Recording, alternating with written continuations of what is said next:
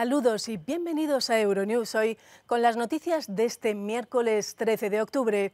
Comenzamos nuestro informativo con las masivas evacuaciones en la isla de La Palma. 800 personas han tenido que ser evacuadas de sus casas bajo la amenaza del volcán Cumbre Vieja. La lava ha destruido a su paso casi 1.500 edificaciones. Seguiremos con la reunión del G20 sobre Afganistán, en la que los líderes han abordado la ayuda al pueblo afgano sin que signifique un reconocimiento del gobierno talibán. Veremos después el pulso tras el Brexit. Londres exige cambiar el protocolo norirlandés y Bruselas reitera que no va a sentarse de nuevo a negociar. También en el Reino Unido, un informe parlamentario acusa al gobierno de Boris Johnson de cometer errores que costaron la vida a miles de personas al principio de la pandemia. En América Latina, en Bolivia, llaman a la movilización tras un supuesto desagravio a la bandera indígena por parte de la oposición. Y Chile decreta el estado de excepción en 2 regiones en conflicto con indígenas mapuches. En nuestra página de cultura recibimos a una bailarina y coreógrafa argentina que está revolucionando la escena experimental. Para terminar, veremos la serie coreana El juego del calamar, que se ha convertido en un fenómeno mundial de masas. Vamos enseguida con los titulares. 800 vecinos más reciben la orden de evacuar sus hogares en la isla de La Palma ante el avance lento pero inexorable de la lava del volcán de Cumbre Vieja. El G20 se pliega a hablar con los talibanes para ayudar al pueblo afgano. Mario Draghi subraya que no significa un reconocimiento del nuevo gobierno afgano. El gobierno británico y sus asesores científicos cometieron enormes errores al principio de la pandemia que costaron miles de vidas. Migrantes socorridos en el Mediterráneo relatan cómo fueron encarcelados y torturados en Libia y cómo sus familias tuvieron que pagar rescates para que les dejaran en libertad. En Bolivia, el presidente Luis Arce llama a la movilización tras un supuesto desagravio a la bandera indígena por parte de la oposición. Esta tilda la protesta de show político. El presidente de Chile, Sebastián Piñera, decreta el estado de excepción y la militarización de 2 regiones de conflicto con indígenas mapuches al sur del país. Coches repletos de enseres, vehículos de todo tipo cargados de maletas, muebles y electrodomésticos. 800 personas más recibieron este martes la orden de evacuar en la isla española de La Palma ante el avance lento pero inexorable hacia sus casas de la lava del volcán de Cumbre Vieja. Hace 40 años que vivimos aquí, hecha con nuestras manos, la casita. Y no sé, Dios quiera que no llegue, no lo sé. Estamos salvando lo que se pueda, hacemos lo que se pueda. Muchos vecinos del barrio de La Laguna, en los llanos de Aridane, se fueron antes de recibir la orden. En los últimos días empaquetaron media vida y dejaron sus hogares al ver que la lengua de fuego avanzaba en su dirección. En La Palma, los evacuados son alrededor de 6.000. La erupción también se está llevando por delante la economía de la hermosa isla canaria, cimentada en la agricultura, pero también en el turismo. Terrazas y playas lucen vacías. Además de la colada de lava que ha provocado la última evacuación, hay otras 2, una de las cuales baja con enorme potencia, llevándose por delante zonas de cultivo y residenciales.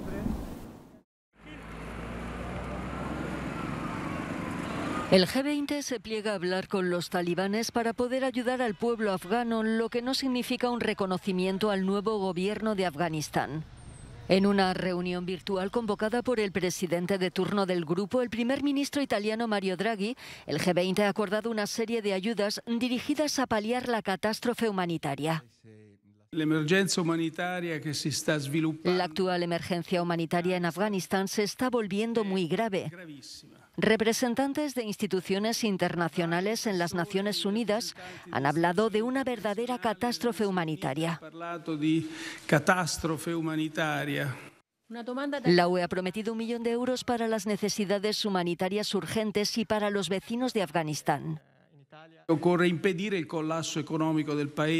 Necesitamos prevenir el colapso económico del país.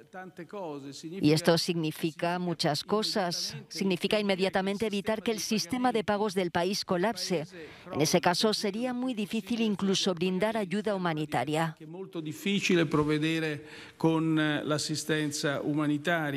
Al mismo tiempo, se reunían en Qatar líderes talibanes con representantes de la Unión Europea. Entre las exigencias de la UE, la lucha contra el terrorismo, la libertad de movimiento y el respeto de los derechos humanos, incluida la educación de niñas y mujeres. Londres echa un nuevo pulso a la Unión Europea a propósito del Brexit. El ministro encargado de la negociación, David Frost, ha exigido una revisión drástica del protocolo relativo a Irlanda del Norte y, en caso contrario, amenaza con finiquitarlo unilateralmente. El protocolo fue negociado para evitar una frontera dura entre las dos Irlandas y es legalmente vinculante. Ahora Londres lo rechaza. Existe un sentimiento generalizado en Reino Unido de que la Unión Europea ha intentado utilizar Irlanda del Norte para revertir el resultado del referéndum, o al menos para mantenernos estrechamente alineados con la Unión Europea. También existe la idea de que la Unión Europea se extralimitó durante la negociación, cuando Londres tenía las manos atadas. Bruselas acusa por su parte a Londres de haber suscrito el protocolo de mala fe. Frost fue precisamente uno de los negociadores.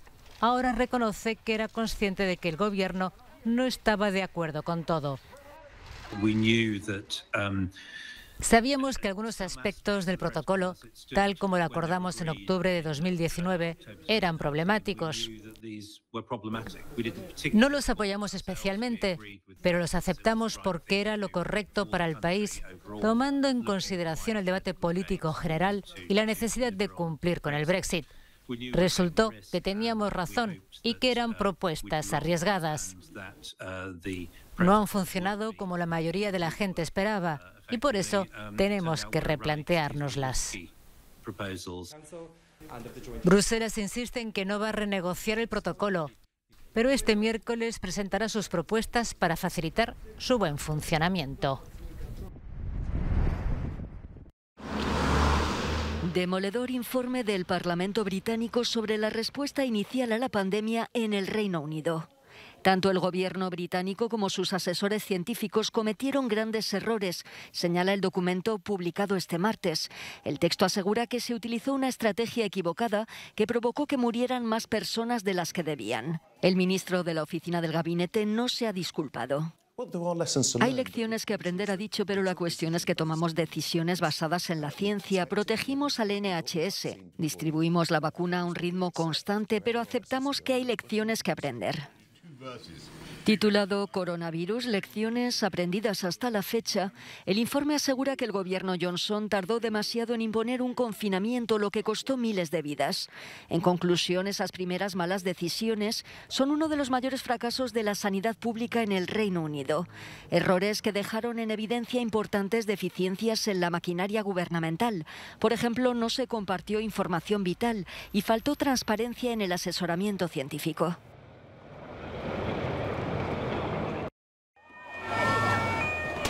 La policía italiana vive momentos complicados. Por un lado, hace frente a una violencia creciente en las calles. Por otro, podría perder a muchos agentes debido al pasaporte COVID, obligatorio para todos los trabajadores a partir del viernes. Quienes no lo tengan corren el riesgo de ser suspendidos del servicio. Ha habido algún problema dentro de la fuerza policial. De unos 97.000 trabajadores de la policía estatal, 70.000 han sido vacunados, pero lamentablemente también tuvimos unos 11.500 agentes que se infectaron con COVID-19. Entre los carabinieri y la policía estatal, según las últimas cifras, hay unos 35.000 efectivos que no tienen el pase verde, un gran problema incluso para quienes lo tienen. El problema hoy es cómo evitar la discriminación y cómo poder operar de la mejor manera posible. Hay un problema relacionado con las cargas de trabajo. Si el personal no vacunado no puede intervenir, causará grandes problemas al personal vacunado, que tendrá que soportar la carga de trabajo de sus colegas no vacunados que no pueden acudir al trabajo.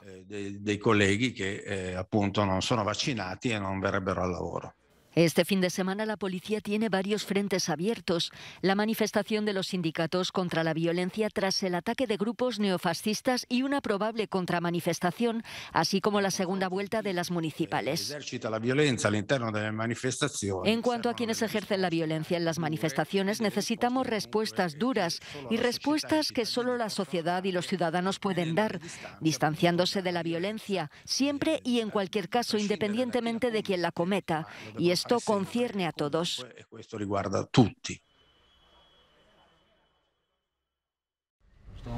Los inmigrantes rescatados en el mar Mediterráneo denuncian torturas en Libia.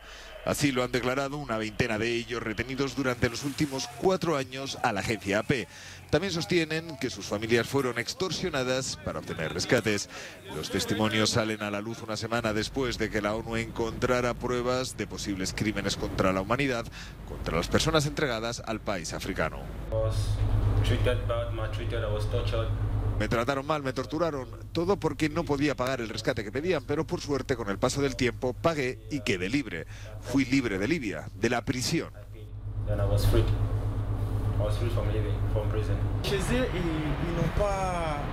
Ellos no tienen ninguna piedad con nosotros, los negros. Cuando nos ven piensan que somos personas ya abandonadas y que pueden hacer lo que quieran con nosotros.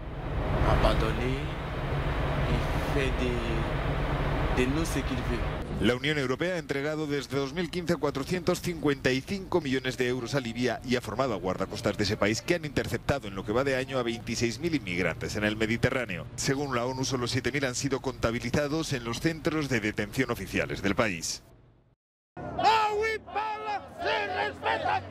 Varias manifestaciones tuvieron lugar este 12 de octubre en distintas ciudades de Bolivia.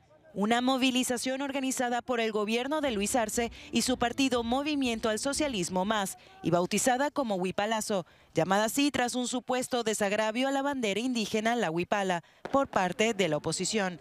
Indígenas y sindicatos marcharon en el Día de la Descolonización, como es llamado oficialmente el 12 de octubre en Bolivia desde 2011.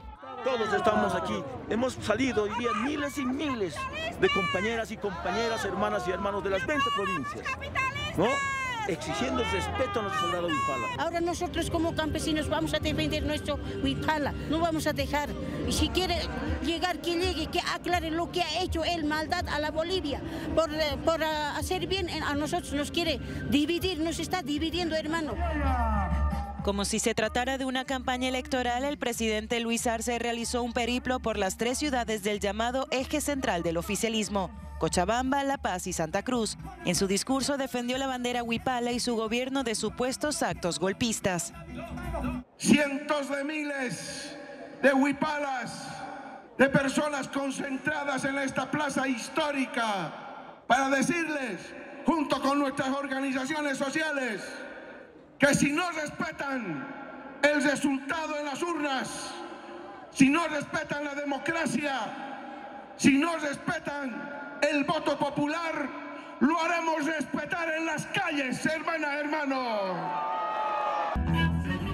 Por su parte, la oposición denuncia que el presunto desagravio no ha sido más que un pretexto de Arce para responder a las fuertes protestas de la oposición, que tuvieron lugar este martes por una ley contra la legitimación de ganancias ilícitas y la represión contra la disidencia. Se dirige al país. El presidente chileno Sebastián Piñera decretó el estado de excepción y la militarización de una zona sur del país, después de que se convirtiera en un escenario de violentos enfrentamientos con indígenas mapuches que reivindican tierras ancestrales. En consecuencia, queremos comunicar hoy a todos nuestros compatriotas que, dados los hechos antes descritos, hemos decidido decretar estado de excepción constitucional de emergencia por grave alteración del orden público en las provincias de Biobío y Arauco, en la región del Biobío, y en las provincias de Malleco y Cautín, en la región de la Araucanía. Esta orden del presidente puede durar un máximo de 15 días, prorrogables por 15 días más con el acuerdo del Congreso. Los líderes mapuches, la mayor etnia chilena con más de 1,7 millones entre los 19 millones de habitantes, demandan la restitución de tierras ancestrales, que están en manos de empresas forestales y hacendados. venimos aquí a enviarle una nota al presidente de la República para que reconsidere el decreto gubernamental que establecería el estado de emergencia en la macrozona sur. Porque si así fuere, nos va a llevar a un callejón sin salida, porque los militares ni la policía en ninguna parte del mundo han establecido la paz. Esta falta de diálogo y solución a los reclamos de los mapuches ha provocado una escalada de violencia en la última década, con ataques incendiarios a predios privados y camiones. Muere en prisión el militar venezolano y preso político Raúl Baduel, tras sufrir un paro cardiorrespiratorio mientras batallaba contra la COVID-19. Baduel fue un cercano colaborador del difunto presidente Hugo Chávez y estuvo al frente del Ministerio de Defensa venezolano entre 2006 y 2007. Su muerte fue confirmada por el fiscal general Tarek William Saab. En 2009 fue arrestado por diferentes delitos, los cuales la oposición denuncia como falsos. Previo a su captura, Baduel se había pronunciado en contra del gobierno de Chávez ante su deriva totalitaria. La ONG Foro Penal informa que con Baduel han sido 10 los presos políticos que han fallecido en Venezuela durante el régimen chavista. Tiempo ahora para la cultura con nuestra invitada Marina Otero, coreógrafa argentina que presenta en Lyon en el Festival Sons Interdits en Dirección Prohibida su espectáculo Fuck Me. Marina, ¿por qué Fuck Me? Que obviaremos traducir aquí. ¿Por qué ese título y por qué en inglés? Le puse Fuck Me porque durante el proceso de esa obra yo estaba en una situación muy complicada, que no me podía mover por un problema en la columna, que es lo que voy contando en la obra. Y esa situación me hizo pensar en la falta de deseo y lo relacioné con el sexo, y también una cosa que menciono en la obra, que le puse Fuck Me porque durante el proceso de creación nunca cogí. Fuck Me crea imágenes que hacen pensar en un cabaret excesivo. Recuerda la película de Pasolini, Saló o los 120 días de Sodoma. ¿Qué mensaje conlleva combinar desnudos con uniformes? ¿Ese contraste busca la provocación? En realidad el hecho de que tengan uniformes militares tienen que ver con otro de los temas que voy contando en la obra, que tiene que ver con mi abuelo militar. Mi abuelo era militar y trabajó en el servicio de inteligencia de la Marina durante la dictadura cívico-militar en Argentina. De hecho, está el traje militar de mi abuelo real, está en escena, y justamente lo que se va contando en la obra es un vínculo entre esa historia personal y hacia dónde me lleva, y hago una especie de relación entre lo que me pasó físicamente con esa historia. Así que el objeto de los trajes militares tienen más que ver con eso, que arman obviamente una estética en relación al desnudo que tienen que ver con Pasolini claramente. Muchísimas gracias, Marina Otero, por haber venido a presentar su espectáculo en nuestros estudios de Euronews. Gracias, muchas gracias. Hoy es el día. El capitán James T. Kirk, antiguo miembro del USS Enterprise, o más bien el actor William Shatner, se lanzará al espacio. El veterano de 90 años de la serie de culto Star Trek, que se emitió hace más de medio siglo, se convertirá en la persona de más edad en una misión de este tipo. Es cortesía de la empresa de viajes espaciales de Jeff Bezos, Blue Origin. Shatner está preparado y listo para partir, lo que ha captado la imaginación de los californianos. William Shatner estaba hablando con un astrofísico y le hicieron una pregunta muy importante. Le preguntaron, ¿qué vas a hacer cuando estés ahí arriba? ¿Vas a jugar con los aparatos? ¿Qué vas a hacer ahí arriba? Y William Shatner dijo, solo estoy emocionado por mirar por la ventana. Cuando Shatner aborde el vuelo, ese pequeño paso en la nave será lo que una a la realidad y la ficción, creando un nuevo tipo de historia para la humanidad.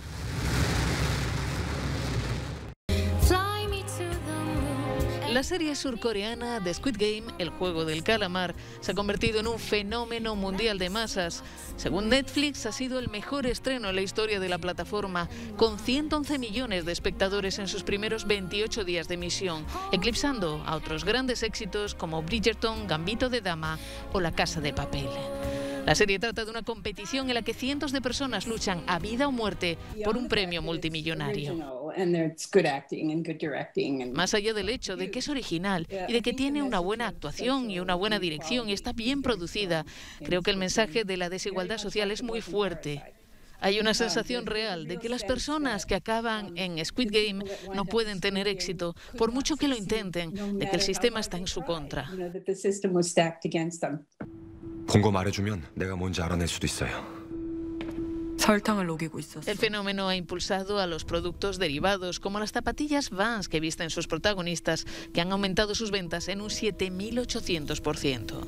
Pero también están surgiendo problemas y polémicas. En los patios de los colegios de Bélgica y el Reino Unido, los niños han empezado a recrear los brutales juegos de la serie, clasificada para mayores de 16 años. Profesores y padres se inquietan. 어떻게 할까? 글쎄. Mi hijo, que solo tiene 13 años, dice, oh, estás hablando de Squid Game.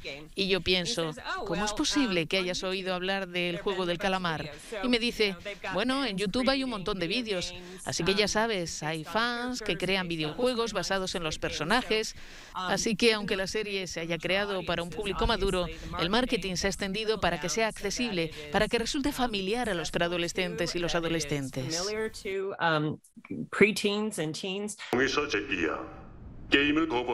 Ni siquiera las autoridades chinas han podido frenar la avalancha. Pese al bloqueo de Netflix, la serie se ha vuelto popular en el país gracias a los sitios ilegales de streaming. 게임은 중단된다.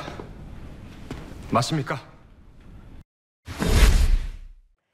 Ya nos despedimos. Pueden seguir informándose a través de nuestra página web y de nuestro canal de YouTube. Les dejamos con nuestro No Comment del día. En el Parque Natural de Cabañeros, en Castilla-La Mancha, en España. Hasta mañana.